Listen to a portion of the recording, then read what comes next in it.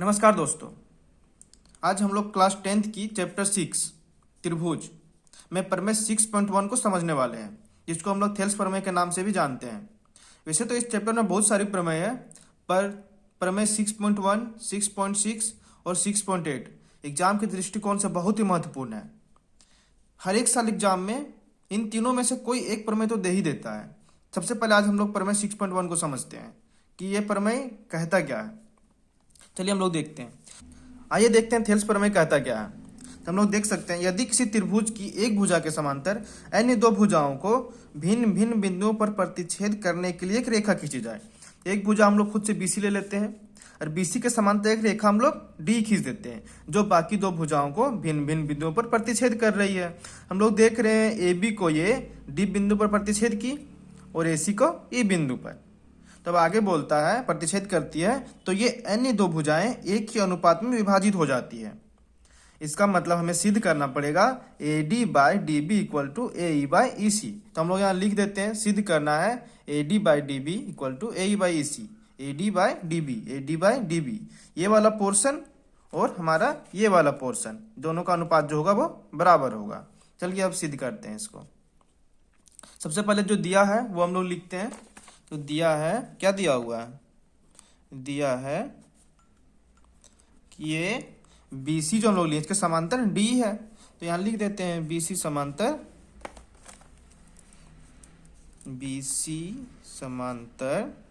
D। इसके आगे का काम क्या करता है? रचना। हम लोग रचना क्या क्या करते हैं, तो यहाँ रचना पे हम लोग लिखते हैं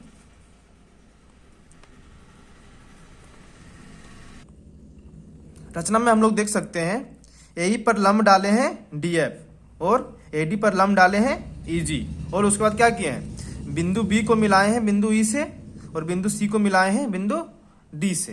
तो वही चीज हम लोग लिखते हैं EG लंब AD। EG जो है लंब है किसका? AD का।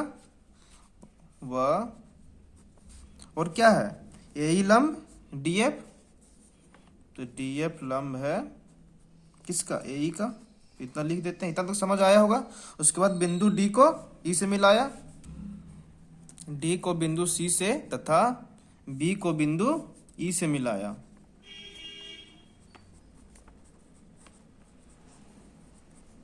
यहां तक हो गया। अब प्रमाण पे चलते हैं हम लोग। अब इसके बाद हम लोग क्या करते हैं वो समझते हैं।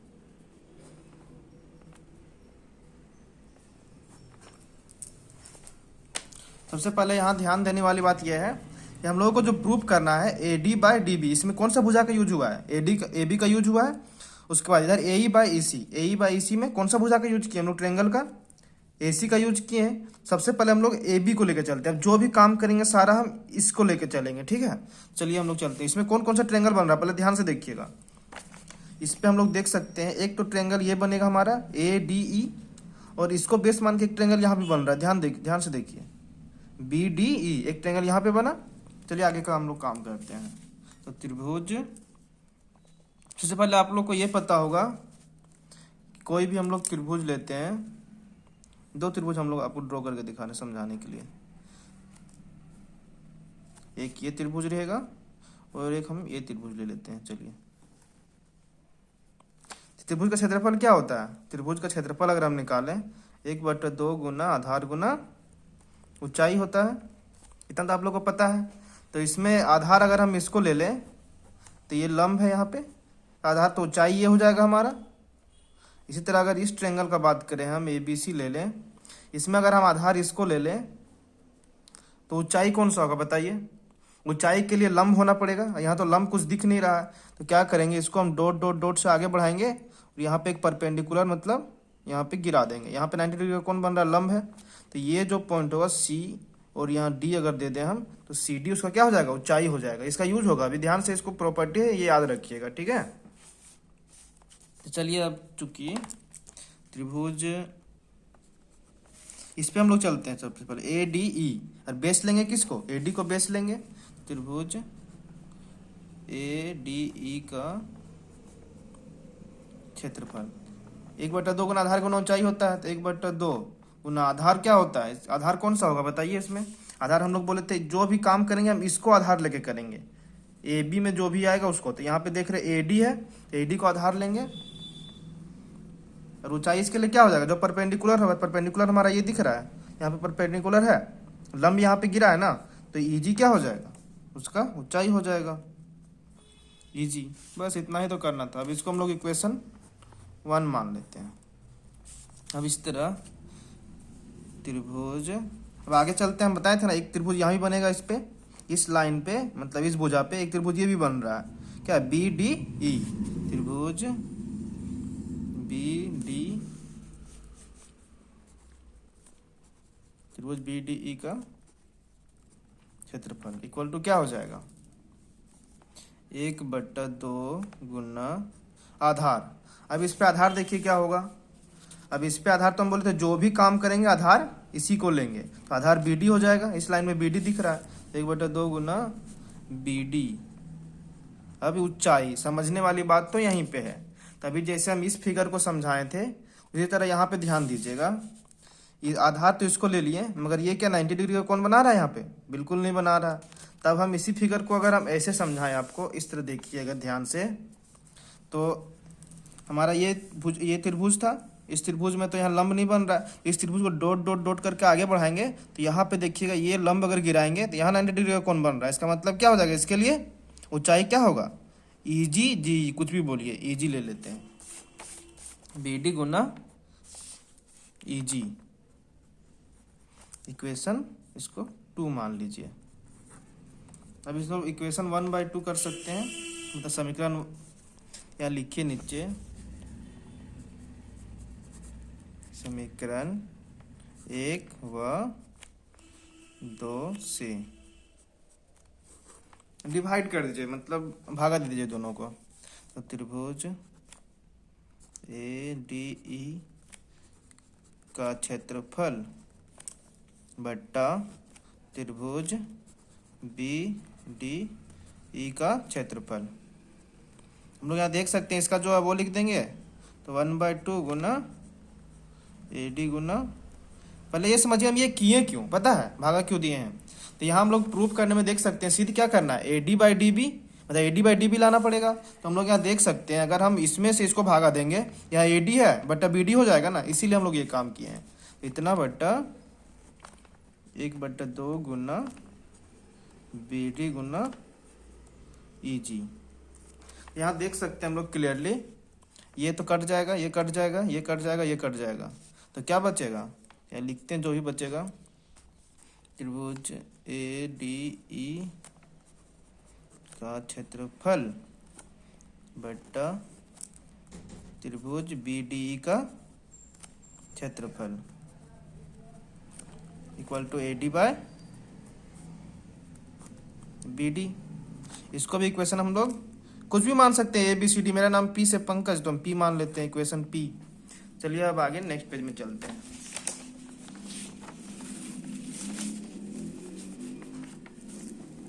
अब एक पार्ट का तो निकल गया है, जैसे हम लोग फिगर में देख सकते हैं, इस भाग का तो निकल गया, ये वाला भुजा का। अब हम लोग इस भुजा पे जितना ट्रायंगल बन रहा है उससे निकालने की कोशिश करते हैं। पुनः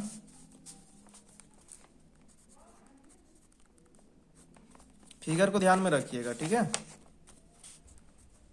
त्रिभुज, अब हम लोग क्या निकालना, देखिए ट्रायंगल को ध्यान में लाइए। अगर हम ए डी ई फिर से, मतलब ए ई डी या ए डी कुछ भी, एक ट्रायंगल तो ये बन रहा है, इसको बेस लेके, मतलब इसको आधार लेके, और एक ट्रायंगल अब क्या बनेगा, पहले तो बना था बी डी ई, अब इधर से बनेगा सी डी ई, क्योंकि ये वाला हम इसको आधार लेंगे सी डी सी ई को, तो एक सी डी ई बन जाएगा। चलिए यहाँ पे लिखते हैं त्रिभुज A D E, A D E का क्षेत्रफल इक्वल टू 1/2 गुना आधार गुना ऊंचाई, 1/2 गुना आधार। अब आधार ध्यान दीजिए, इस बार तो आधार हम जब ये भुजा का काम कर रहे थे तो आधार हम इसको लिए थे एडी को, अब हम इस भुजा पे काम कर रहे हैं तो आधार किसको लेंगे, ऑब्वियस सी बात है ए को लेंगे, तो यहाँ ए लिखिए, ए गुना, अब ऊंचाई ध्यान दीजिए, अब इसको आधार लिए हैं तो इस पे अब लंब कौन सा गिरा हुआ है, तो आप लोग बोलेंगे डी एफ, ऑब्वियसली बात सही बोल रहे हैं आप लोग, गलत थोड़ी बोलोगे, तो यहाँ डी एफ, इसको इक्वेशन वहाँ 2 तक हुआ था ना इधर, यहाँ इक्वेशन हम लोग 2 तक लिए थे, तब यहाँ 3 दे देते हैं। अब जैसे इसको लिखें, फिर त्रिभुज, अब दूसरा ट्रायंगल कहाँ बन रहा है, CED, तो CED लिखिए, त्रिभुज CED का क्षेत्रफल। अब इसमें भी 1/2 गुना आधार कौन सा ले रहे हैं, ध्यान दीजिए, आधार CE को ले रहे हैं हम लोग, तो आधार CE लिखिए गुना। अब इस पे ध्यान देने वाली बात फिर से आ गई कि इस पे अगर हम ऊंचाई लें तो लें क्या, तो फिर से फिगर को आपके लिए इधर से घुमा देते हैं ताकि समझने में आसानी हो। तब अगर हम ये ट्रायंगल ले रहे हैं, ये त्रिभुज ले रहे हैं, तो 90 डिग्री तो कहीं बन नहीं रहा है, तो इसी तरह फिर हम इसको डॉट डॉट डॉट डॉट आगे बढ़ाएंगे, तो ये कहाँ, यहाँ पे आपको दिखेगा कि ये एक लंब गिरा हुआ है, 90 डिग्री कौन यहाँ बनाया हुआ है, तो क्या हो जाएगा, DF हो जाएगा इसका भी ऊंचाई। चलिए बहुत अच्छे समझ में आ गया, तो ये भी DF, तो इक्वेशन 4। फिर से वही प्रोसेस की जो पिछले बार किए थे, समीकरण 3 व 4 से। और एक बार हम आपको समझा देते हैं ये हम करते क्यों हैं। ये यहाँ सिद्ध करने में क्या था, AE/EC, AE/EC लाना है, इसका मतलब AE/EC, सी सेम है, AE/EC, तो इसमें से इसको क्या करना पड़ेगा, भाग देना पड़ेगा। चलिए भाग देते हैं, तो त्रिभुज ADE का क्षेत्रफल बट्टा त्रिभुज CED का क्षेत्रफल इक्वल टू, जो है वही लिखिए, 1/2 इंटू AE गुना DF बट्टा 1/2 गुना CE गुना DF। अब देखिएगा ये कट रहा है, ये कट रहा है, अब जो बच्चा उसको लिखते हैं, त्रिभुज ADE का क्षेत्रफल बट्टा त्रिभुज CED का क्षेत्रफल इक्वल्स टू, अब क्या बचा, AE/C, मतलब EC कुछ भी लिखिए, आपकी मर्जी है, AE/EC लिख देते हैं, थोड़ा देखने में सूटेबल लगेगा, बोलने में भी अच्छा लगेगा। अब इसको हम P माने थे, तो इसको क्या मान लेंगे, Q मान लेंगे इक्वेशन। अब ध्यान देने वाली बात यहाँ से आती है, आपको 2 इक्वेशन दिखाई दे रहा होगा, एक तो हमारा P और एक Q। ध्यान से देखिए, P में ADE का क्षेत्रफल बट्टा BDE का क्षेत्रफल है। AD/BD तो आ गया, AE/EC आ गया है, पर एक चीज तो गड़बड़ हो गया ना, यहाँ ट्रायंगल BDE का क्षेत्रफल है मगर यहाँ ट्रायंगल CED का क्षेत्रफल है, तो हम बराबर कर सकते हैं क्या, नहीं कर सकते। इसका मतलब ये वाला चीज को हमको ये इसमें बदलना पड़ेगा या फिर इसको बदल के इसमें लाना पड़ेगा। तो हम लोग फिगर पे ध्यान देते हैं। आप लोग क्लास 9 में एक प्रमेय पढ़े होंगे, या फिर प्रमेय नहीं भी पढ़े तो मैं बता देता हूँ, चलिए, कि एक ही आधार और एक ही समांतर रेखा के बीच में बनी त्रिभुज का क्षेत्रफल बराबर होता है। चलिए इसको हम लोग थोड़ा सा समझ लेते हैं। पहले एक ही आधार हम यहाँ ले रहे हैं, छोटा आधार, समांतर रेखा को थोड़ा बड़ा करें तब ज़्यादा समझ में आएगा। तो एक ही आधार लेके हम बहुत सारे ट्रायंगल बना सकते हैं। देखिए एक ट्रायंगल यहाँ बना, एक ट्रायंगल अगर हम चाहें तो यहाँ भी बना सकते हैं, फिर एक ट्रायंगल अगर मेरा मन करे तो यहाँ भी बना सकते हैं, फिर मेरा एक मन करे तो यहाँ भी बना सकते हैं। मतलब बहुत सारी ट्रायंगल बन सकती है। इतना समझ में आया आपको? तो प्रमेय बोलता है यहाँ जितनी भी ट्रायंगल बनी है, मतलब जितनी भी त्रिभुज बनी है, सभी का क्षेत्रफल क्या होगा, बराबर होगा। इससे हम लोगों को ये तो पता चल गया कि एक ही आधार और एक ही समांतर रेखा के बीच जितनी भी त्रिभुज होती है उसके क्षेत्रफल बराबर होती है। तो यहाँ भी देख सकते हैं हम लोग, यहाँ एक ही आधार मतलब क्या, डी, दोनों का आधार सेम ना है। हम लोग 2 त्रिभुज का यूज किए थे, बेस इसको लिए थे, BDE एक बनाए थे और एक CDE। डी तो कॉमन है दोनों में, मतलब आधार दोनों का कॉमन है, एक ही आधार और एक ही समांतर रेखा कौन सा हमारा, BC। इन दोनों के बीच ही तो दोनों त्रिभुज है। और इस प्रॉपर्टी के अनुसार हम लोग कह सकते हैं कि इसका जो क्षेत्रफल होगा BDE का, उसके बराबर ही DCE का क्षेत्रफल होगा। तब वही हम लोग अब इसको यहाँ चेंज करने वाले हैं। तो पहले लिख लेते हैं इस पे हम लोग एक लैंग्वेज थोड़ा सा सुटेबल करने के लिए। चूंकि त्रिभुज DEC, त्रिभुज DEC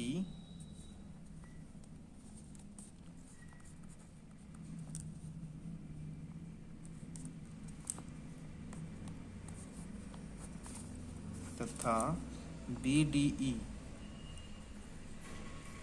देख लीजिए एक बार ध्यान से, BDE और DEC दोनों त्रिभुज क्या है, एक ही आधार और एक ही समांतर रेखाओं के बीच है। तो वही चीज हमें लैंग्वेज में लिख दे रहे हैं, दोनों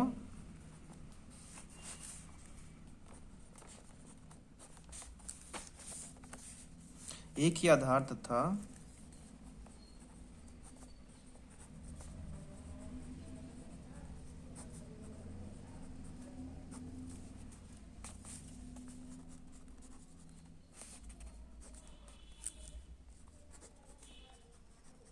एक ही आधार तथा एक ही समांतर रेखाओं के बीच स्थित है। ये वाला याद कर लीजिएगा, बहुत ही काम देगा, हमेशा यूज होगा।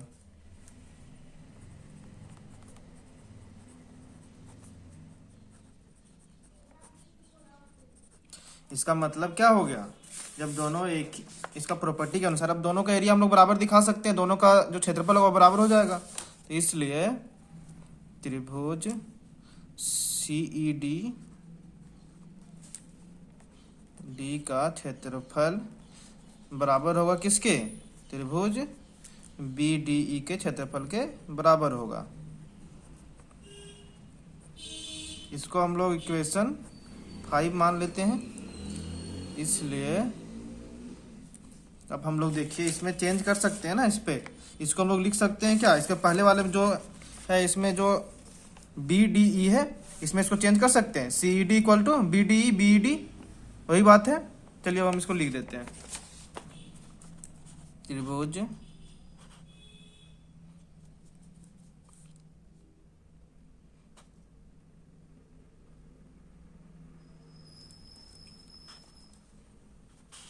ADE का क्षेत्रफल,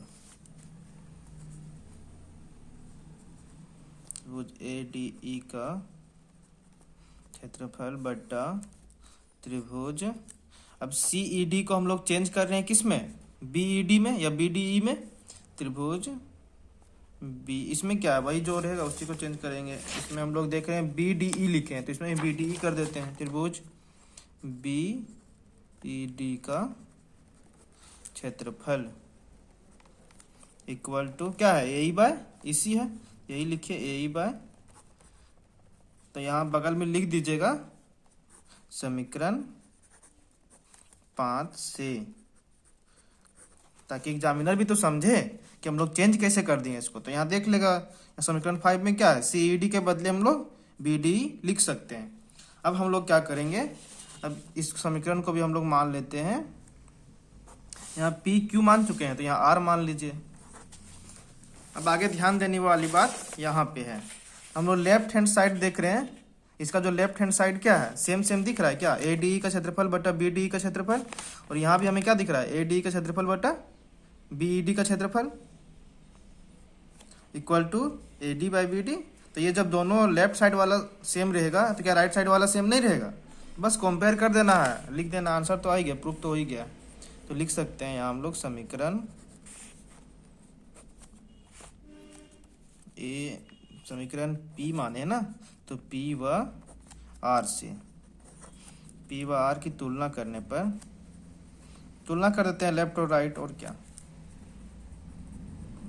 तुलना करने पर, तो हम लोग क्या देखते हैं तुलना करने पर कि ये तो लेफ्ट साइड वाला बराबर है, तो राइट साइड वाला जो होगा भाई वो भी बराबर होगा, LHS बराबर RHS होता है ना, AD by BD equal to AE by EC। Proof हो गया ना, यही हमको सिद्ध करना था हम लोगों को। अगर आप लोगों को कहीं प्रॉब्लम हो तो कमेंट बॉक्स में कीजिएगा, कमेंट कीजिएगा, फिर से हम आपको वो बता देंगे। और अगर आप लोगों को ये वीडियो अच्छा लगा हो तो लाइक कीजिए, और अगर बाकी 2 प्रमेय बच गया 6.6 और 6.8 वो भी अगर बताना है तो कमेंट बॉक्स में बताइएगा, अगर ज़्यादा कमेंट आया तो उसको भी बता देंगे, प्रमेय 6.6 और 6.8 को भी। धन्यवाद, आपका दिन शुभ हो।